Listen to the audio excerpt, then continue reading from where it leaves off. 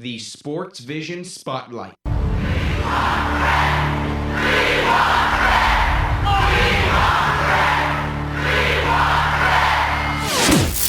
With Bret, the Hitman Hart.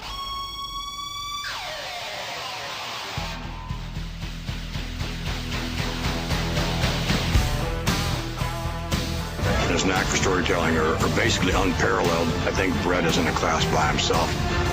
In terms of what he accomplished, he's got to be one of the greatest wrestlers of all time.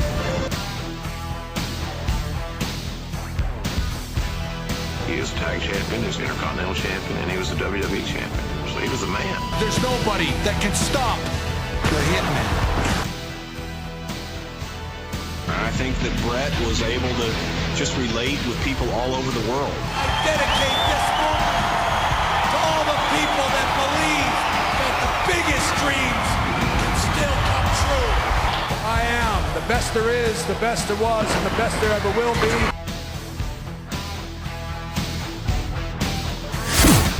The pink and black attack, here it comes! Ladies and gentlemen, the king of the ring, Bret the Hitman Hart!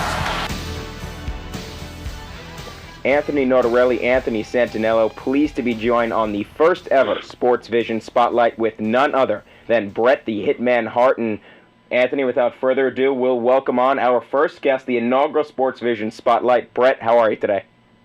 I'm doing really good. Yeah, we thank you for the time. Are you still in Canada right now, or are you in the States?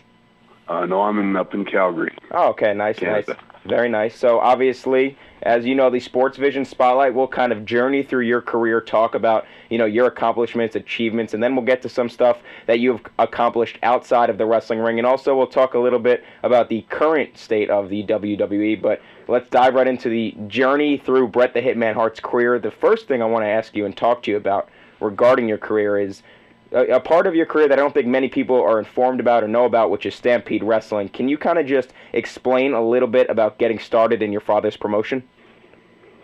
Well, it was like a family business, and I had several brothers that had already sort of crossed the ranks and become pro wrestlers for my father. But when I was about 16, I had 17 years older, so I had a pretty good, I was like undefeated amateur champion in the city and the province here in Alberta and Calgary. And, it was a natural thing for me to start looking to make it in the pro wrestling ranks, especially with my brothers already doing it.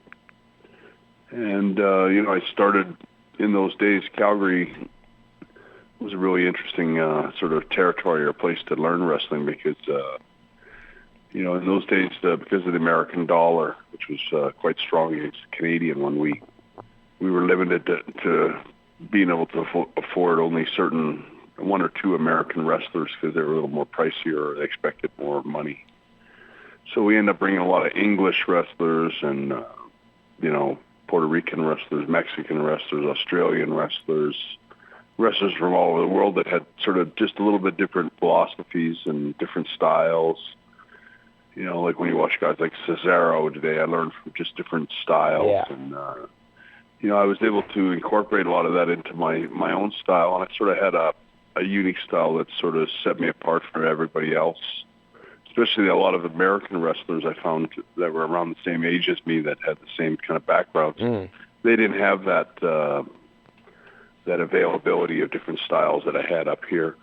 Another big advantage I had working for Stampede Wrestling was that it was also a territory or a wrestling territory that had a lot of young sort of rookies and had a lot of old veterans. And as another kind of situation that allows guys like me to really soak up and learn a lot of things. You learn from the old veterans and you watch other young wrestlers make mistakes, and you sort of polish up your own work while you're doing it. And, I was really lucky that way. I had a lot of advantages, being the son of the promoter, to learn all these styles. And when I came to WWE in 1984, I don't think I stood out right away, but within a year or two, I think people started to recognize that I had a little bit different style than a lot of the American wrestlers that all wrestled the same. And Bret, was there any point while you were in Stampede that you felt like you had a chance at becoming a top superstar, or was it not until you joined the WWE that you thought you had a big future ahead of you? I don't know about that. I mean, I was always sort of, like a lot of wrestlers in those days, you're always waiting for the next big chance or the big break. When I started in WWE, I've been wrestling 6 years by that time. That's in wrestling circles. That's a pretty long time. And I was wrestling, say, maybe 300 days a year or more during those days. So I mean, I was getting a lot of time in the ring, and I was pretty skilled professional by the time I was in WWE. But I don't think anybody else recognized that or thought that. Was where I was really lacking in those days, was I had a lot of shyness still in front of the camera. I didn't feel like I was a good promo guy. I sort of dreaded having to stand in front of the mic and rant off, phrases and, sayings and stuff that, like, some of the other wrestlers in those days, like Hogan and, it's just so many of the wrestlers were such great promo guys. They Piper and Macho Man and even Jake the Snake and Rick Rude, and there was just guys that were just great sort of talkers and great promo guys. And I knew that wasn't my strongest forte, and I didn't get a lot of that kind of experience in Calgary. But I did learn a lot of other things that shaped me, and I think, it took a little while for me to establish myself in the WWE, but it's like Pedro Morales told me one time, he said, you can't stop talent. And I think after a while, I proved to everybody that I had lots of talent. Well, let's start at your start of the WWE, 1984. You, of course, were in the package deal with Neidhart, and I've heard you speak about it before as that being kind of one of your favorite times in your wrestling career. What made teaming with Neidhart and that tag team so special to you?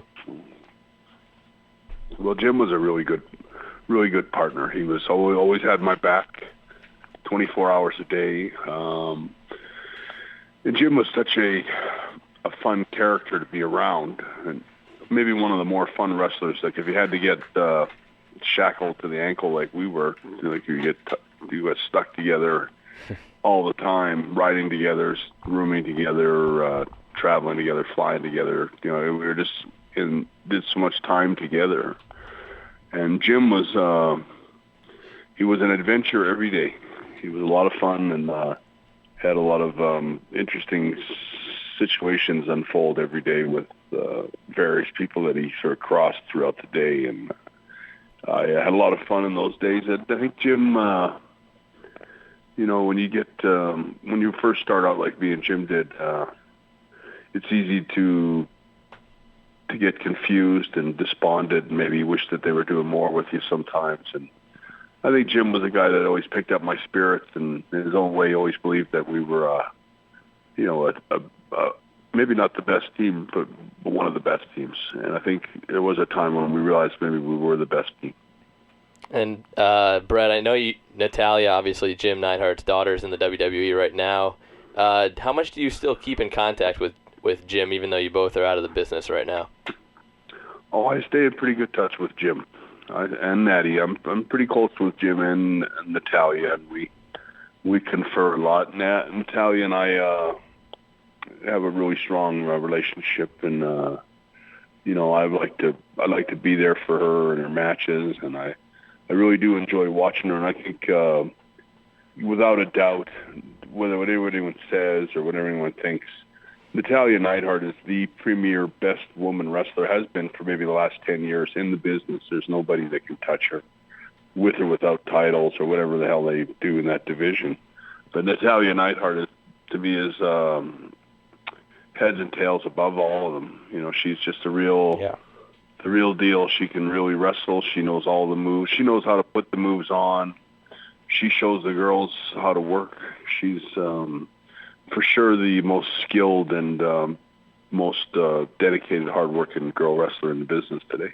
Once again, Anthony Notarile Anthony Santaniello on the Sports Vision Spotlight with Bret the Hitman Hart. And Bret, we mentioned the Hart Foundation, but now let's mention the transition to Bret the Hitman Hart, the solo character. You were put on your own in 91. Now, I heard you speaking about before how you were a little bit nervous at times with cutting promos. So when you were on your own now, when you didn't have Neidhart next to you, was it something you were nervous about, or did you feel like you were ready to take that spotlight? Well, I kind of believed that I could do anything that anyone else could do. Like, I wasn't the greatest promo guy, but I remember saying, I can get better. I'll get better as I get more comfortable. Really, a lot of the biggest ingredient to being a great promo guy is confidence. And if you can get your confidence up and believe that they're actually going to do something with you this time, and that you're going the right direction. And I think once I realized that they were actually really giving me a chance and an opportunity to prove myself in that category, I think my interviews got much better. And I would dare say that, there's a lot of people say that I was not a good promo guy, but I think if you look at my promos in, say, 1996, 97, I think some of the promos I did were as good as promos as anyone was doing in the business. And I think I was, again, set myself apart from everyone else because I had a very unique style in the sense that I talked my promos and I talked to the fans and explained my frustrations at how mad I was at losing a title or what somebody had injustice that the wrestler might have done to me the last show or last week. Or, I was able to communicate different than, say, Hulk Hogan and Macho Man and these other guys at Warrior. They often were very loud, aggressive promos from those kind of guys. And I think when Bret Hart came onto the scene, it was more talking and relating your actual feelings to the fans. And I think, again, that set me apart as being a little more human than some of the other ones. No, yeah, I definitely would agree with that. And another place where obviously you set yourself apart from, in my opinion, you're in a class of your own, is obviously the in-ring talent. And your first few years, you rattle off some of the best matches that even guys like, Anthony and I, 20, 21 years old, we still talk about, we still watch. And some of those matches, Mr. Perfect and yourself at SummerSlam 91, Bulldog and yourself at SummerSlam 92, those are the two in particular that I think of when I think of you. Now, are those two matches some of the ones you're most proud of? Oh, yeah, for sure. But, I'm really proud of so many of my matches. Yeah. I think, I've been told over the years by so many wrestlers, and just going to Perfect, Bulldog, the two you just named, but Kevin Nash, Steve Austin, even Shawn Michaels. I could just go on and on and on. That there's a lot of wrestlers that I worked with in those days that still stop me and tell me that the greatest match they ever had was with me. And, Kevin Nash and me have talked about when I beat him for the title in Washington at Survivor Series, how much he loves that match today. I know Steve Austin told me the only match he even watches back today is the WrestleMania 13 match where we brawled. I think we told one of the greatest stories in wrestling history. I think my brother Owen would tell you that the best match he had in his career was the Madison Square Garden match with myself. And Piper, his match with me at WrestleMania 8, it was always his favorite. And you can just go through I take a lot of pride in that. I mean, so many wrestlers, I wish guys like Hulk Hogan might have had the courage to get in the ring with me, because I maybe could have given him his best match that he ever had also. And Bret, also in 92, October, you capture your first WWF title, the first of 5 in your career. Was winning the championship the happiest you were ever in your career up to that point? Yeah, for sure.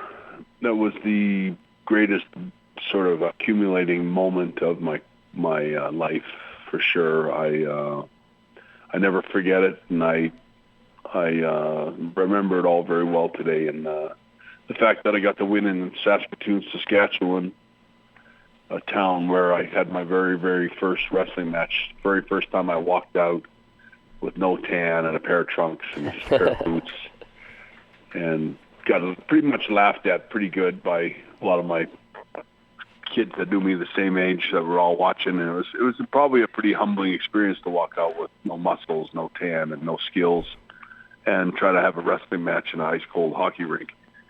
And then to come back so many years later with a sold-out crowd and to win the world title was just a huge moment for me.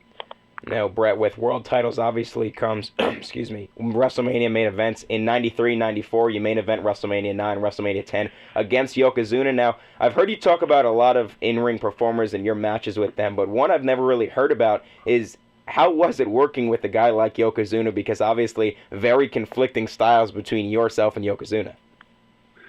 Well, same thing. I think the match I had with Yokozuna at, in Las Vegas where I lost the title, when you really dissect down the match and you look at the match I had with Yokozuna, you'll see that was probably the greatest match of his career.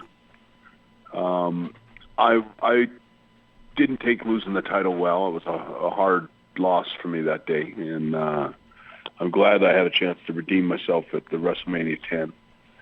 And Yoko was a hard guy to wrestle, but he was also I'll say that about a lot of the Samoan wrestlers, if not all of the Samoan wrestlers, are always extremely good athletes, really coordinated, skilled wrestlers most of the time that can really do some amazing stuff in the ring considering their size. I never saw a Samoan wrestler or a Polynesian type wrestler like Snuka or any of these guys that were not just all-round natural great athletes that could just about do anything the first time you showed them. I thought that Yoko, despite his size, was a very quick, agile guy for a guy 450 pounds.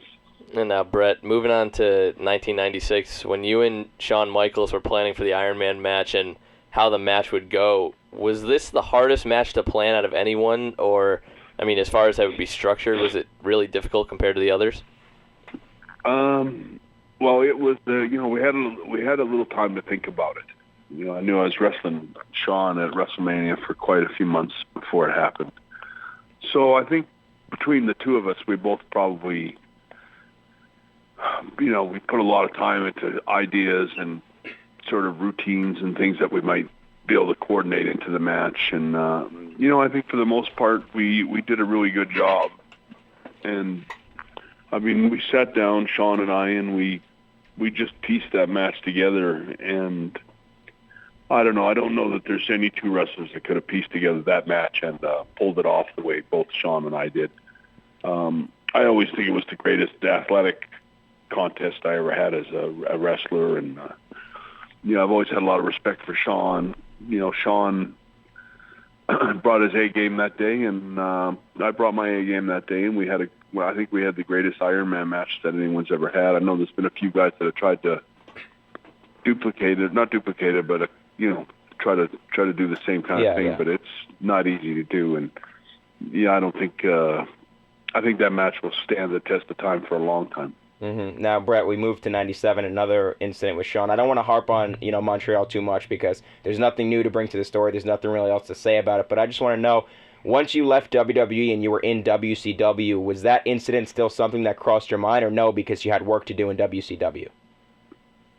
Well, I got on with the business at hand, but I think it was always under my skin. I was very resentful of what happened and how I left, and clearly my legacy was with WWE, and I could only be frustrated right from the day I started in WCW and realized that it was a company run by a bunch of idiots that didn't have a clue what they were doing.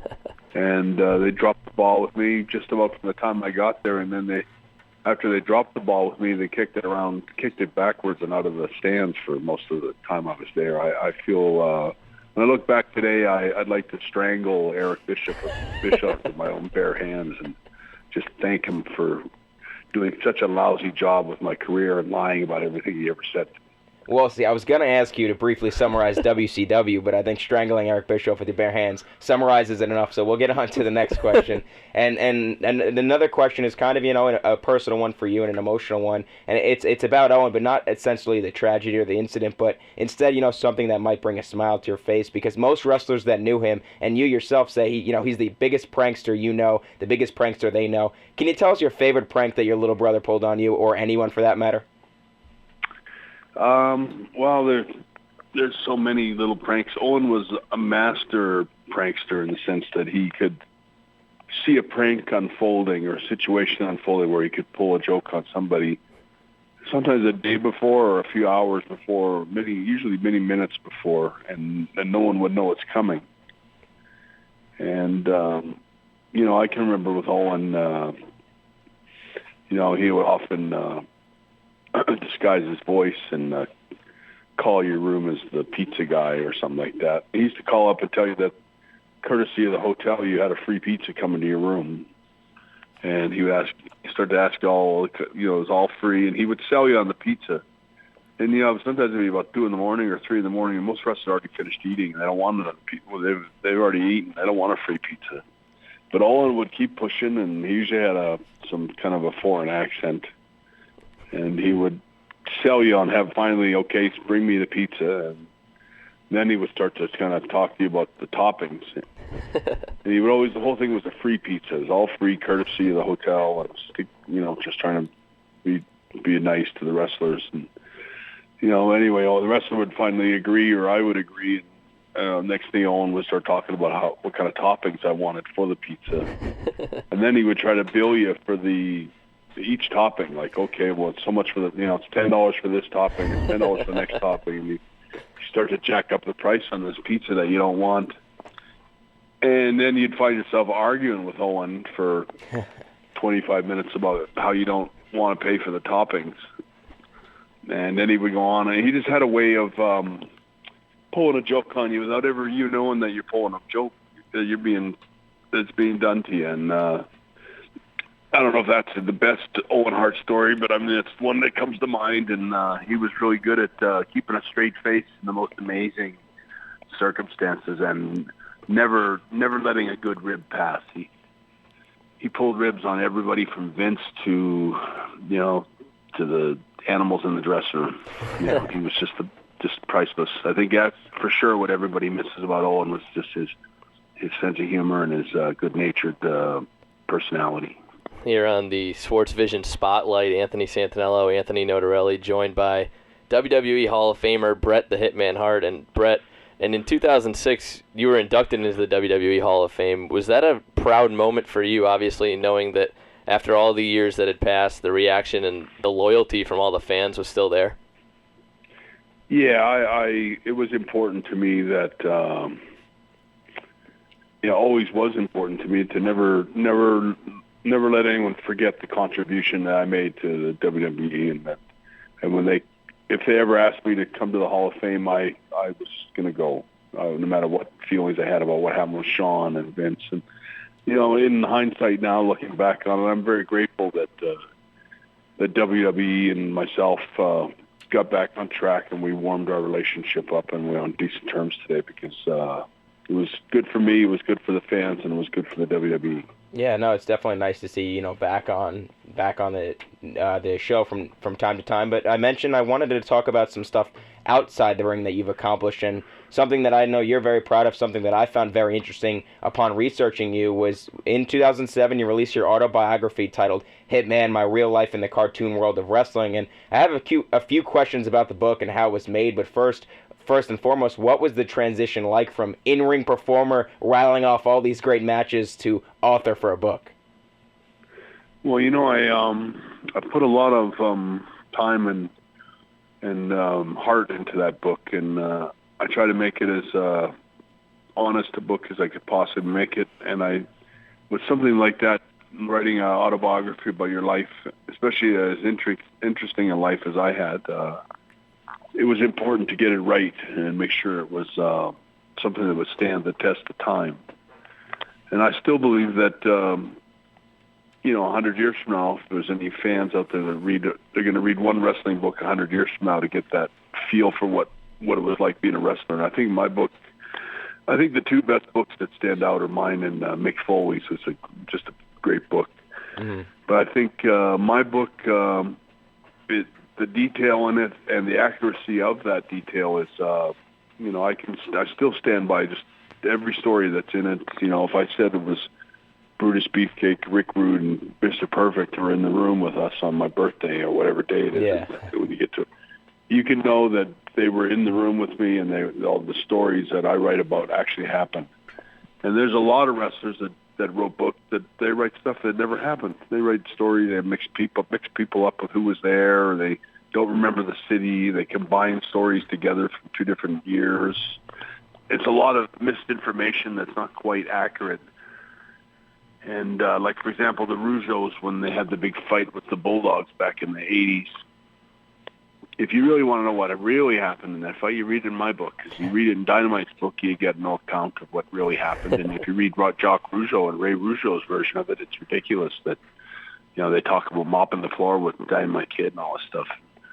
Everyone that was in the room watched it the other way around, and that's just kind of the way it is. There's a lot of stories that are inaccurate. Whereas if you read my book, I can swear to God that everything is dead on accurate. And I think the accuracy that portrays in that book is because, based upon this book coming to form, I understand that you based the book on audio diaries and journals you kept throughout your time on the road. So do you think that is why the book is so 100% accurate? Is that actually true, too? You did, base that book off of the audio diaries?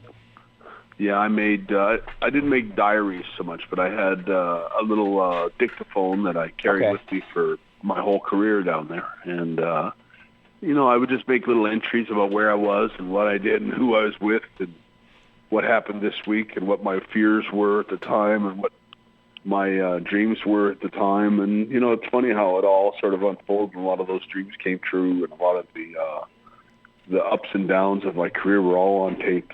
And years later, when I had it all transcribed, it was a big part of making that book accurate, for sure. It set my book apart from everyone else's. I think the Hulk Hogans and the Mick Foleys and everybody wishes that they could have. I think every wrestler wishes they maybe had kept that kind of detailed record of what they were doing to tell their story today. But it's the kind of thing that was just a fluke. I didn't. When I started making those little tapes and talking into the dictaphone, I thought it was going to be for a few months, and I would just be for my own personal sort of memory. Years later, I would listen to these tapes back.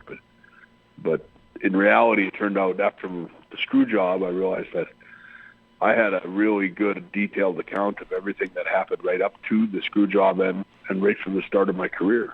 And I took all those tapes to my lawyer, and I had them transcribed, and it definitely made my book, I think, as honest as any wrestler's book has been. And Bret, a couple years later, you make another return to the WWE, this time appearing on the shows and the pay-per-views, and you spent some time involved in some stories. But what I'm curious about is, were there any newer WWE superstars that you were able to bond with while you were there for your return during 2010? Oh, I've made really strong bonds with many of the wrestlers. I would say almost all the wrestlers. I mean, I've had great conversations with various wrestlers about their styles. I think a lot of the English wrestlers, like Wade Barrett and Sheamus and just a lot of them, Drew McIntyre. They're all guys that they all grew up watching me, and I was a big part of their lives growing up, and the reason they wanted to become wrestlers. And I will say that about a lot of the wrestlers that I've met today, like Daniel Bryan or even Punk and different guys. Makes you feel good when you watch them wrestle, and you realize that these guys didn't get any of their wrestling style from Hulk Hogan, as an example, or Warrior, or some of those kind of guys. These guys are completely got their styles from Bret Hart, Owen Hart, Shawn Michaels, Mr. Perfect. They're the fast-paced action-style wrestlers today that deliver great matches with great technical efficiency. The moves that wrestlers are doing today and the innovating that some of these guys are doing.